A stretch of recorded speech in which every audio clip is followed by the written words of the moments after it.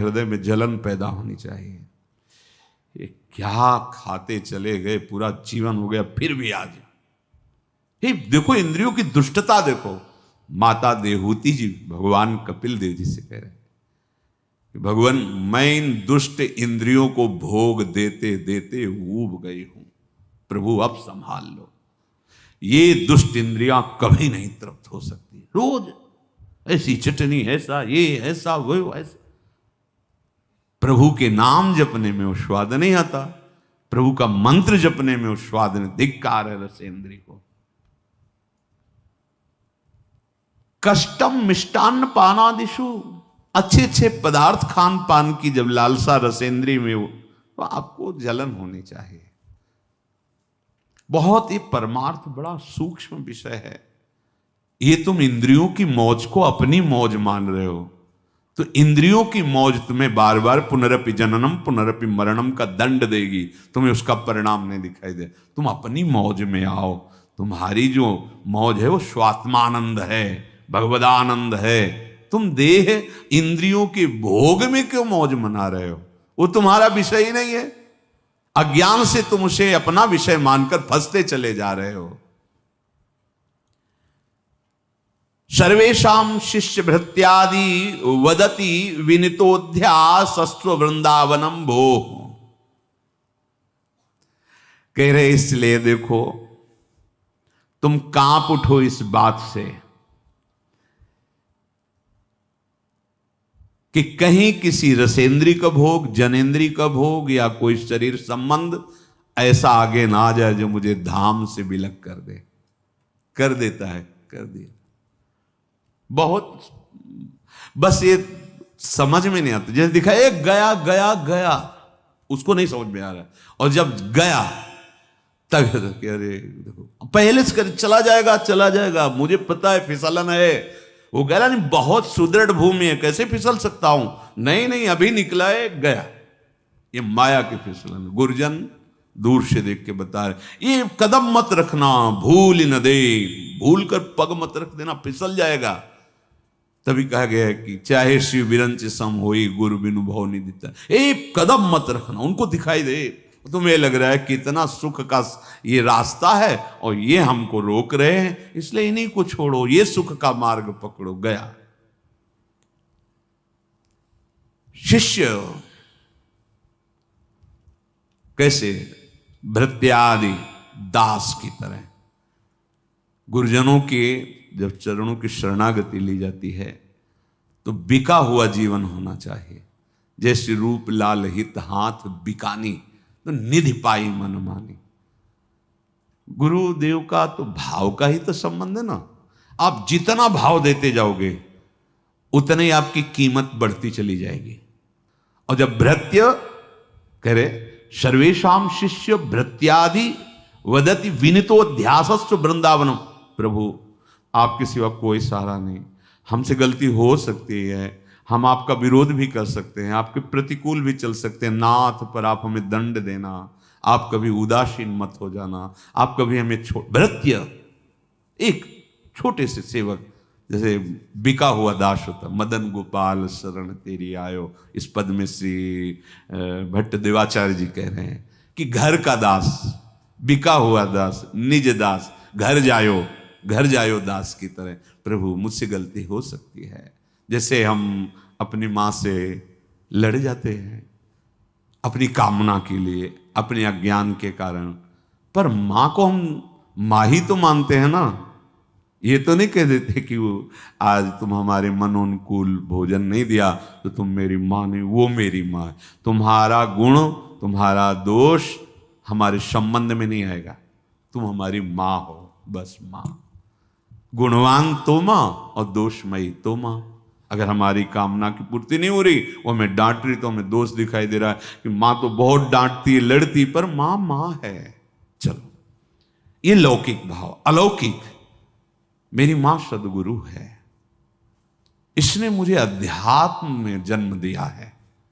वो जगत में पांच भौतिक माया में जन्म देने वाली माँ, और इसीलिए गुरु को ब्रह्मा कहा गया है। गुरु ब्रह्मा, क्योंकि ब्रह्मा का कार्य सृजन करना। गुरुदेव ने मुझे अध्यात्म मार्ग में जन्म दे दिया। और गुरुर विष्णु अब वही पोषण भी कर रहे हैं हमारे अध्यात्म का। और गुरुदेव महेश्वर, महेश्वर का कार्य है भगवान शिव का विनाश। गुरुदेव हमारे हृदय में छुपे हुए जितने काम क्रोध लोभ मोह मद मत्सर इन सब का नाश कर देते हैं। इसलिए गुरु साक्षात परब्रह्म तस्मै श्री गुरुवे नमः। तो बोले शिष्य को कैसा होना चाहिए? भृत्यादिवत, बिका हुआ दास। जो बिका हुआ दास, थोड़े से लोभ में क्षमता आ जाती सहन करने की। कई बार हमने सत्संग सुना, ज्यादा तो हम देखे नहीं, इतदाम में काम हो रहा था पूज्य महाराज जी की तरफ से, तो वहां धूप कड़क और वो तसलामी टोगारा सब, वो जो उनका सबका स्वामी होता है ठेकेदार, वो आके उनको गालियां दे, इतना ही काम हुआ ऐसा वैसा। बाद में मैंने पूछा कि आप इतनी धूप में काम करें, वो गाली दिया आपको बुरा नहीं लगा? तो उनका अगर बुरा लगेगा तो शाम के जो रुपया मिलते हैं वो देगा नहीं, रुपया नहीं देगा तो परिवार का पोषण। थोड़े से लोभ में इतनी क्षमता आ गई कि गाली दे रहा है, धूप है, सब सह रहा है, और आपको भगवत प्राप्ति का लोभ नहीं है। आप ऐसे कर रहे हैं, अवहेलना कर रहे हैं भगवत प्राप्ति का लोभ। सहित सहित बाढ़े भगति ग्रह तन गुरु हित गार। समझ में आता है? नहीं नहीं भाई, ये भिखारी वाली बात नहीं है, ये महान धनी बनने वाली बात है। जिसके प्रिया प्रीतम धन है उससे बड़ा धनी कौन हो सकता है? गुरुदेव हमारे जो अहंकार जनित कूड़ा करकट है उस पर इसीलिए क्या शिष्य भृत्यादि वदति विनितोध्यासस्व वृंदावनम भो। वृंदावन में शिष्यता स्वीकार करके ऐसे रहो जैसे बिका हुआ दास, घर जाया दास। घर जाया दास, हम कहीं जा ही नहीं सकते। जैसे भी हम आपके हैं, हे वृंदावन धाम, हे गुरुदेव, मेरी मति गति आपके विरोध में भी हो सकती है, पर करुणा करके आप कभी न छोड़ना। बात समझना है। हमारा मन है कभी खिलाफत कर सकता है, हमारी मति है कभी विषयी मति है, कभी निश्चय आपके विरुद्ध भी कर सकती है, पर नाथ आप कभी मत छोड़ना, आप हमें स्वीकार करते रहना।